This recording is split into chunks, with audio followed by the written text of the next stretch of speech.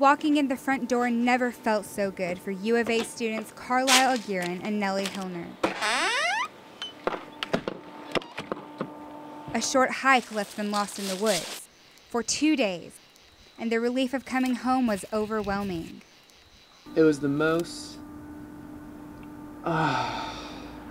feeling I've ever felt, if that makes any sense. Carlisle and Nellie set out in the woods near the Buffalo River 2 weeks ago. They have a book of waterfalls in Arkansas they want to see, and they were on their way to Bowers Hollow Falls when they realized they were lost. We found this waterfall, and we said, yeah, all right, we found this waterfall.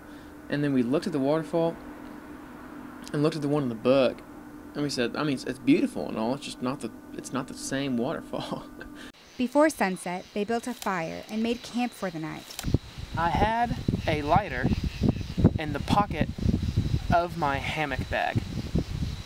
Haven't touched it in years. It had full fuel.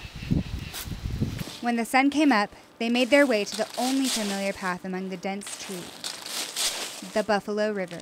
Made it to the Buffalo River, which is far, far, far away from our car. But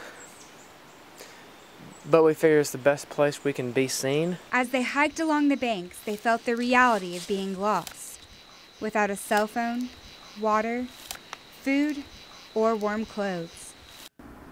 Hello! And I'd yell as loud as I could, and then we'd stop and listen.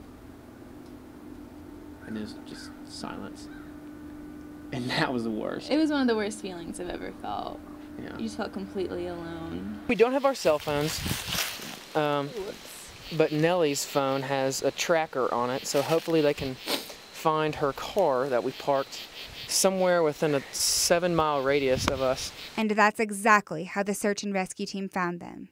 Nellie's cell phone was in her car, and the crew used that signal as a starting point. We had about 30 people searching for us. 30. Carlisle and Nellie will keep going on their hikes, but this time they'll make sure to pack all the essentials, especially a cell phone. Reporting for UATV, I'm Christi Welter.